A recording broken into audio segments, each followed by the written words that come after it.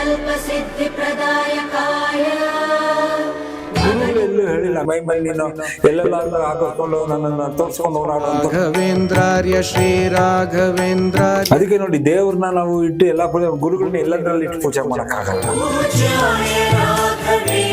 ನಾನು ಎಲ್ಲಾರ್ಗು ಹೇಳ್ತೀನಿ, ಅದಕ್ಕೆ ಗುರುಗಳದೆಲ್ಲ ಹಾಕಿಸ್ಕೋಬಿಡಿ, ರಾಯರ್ದ ಫೋಟೋ ಅಲ್ಲ, ಅದರಿಂದ ತುಂಬಾ ನೆಗೆಟಿವ್ ಎನರ್ಜಿ ಆಗೋಗ್ಬಿಡುತ್ತೆ.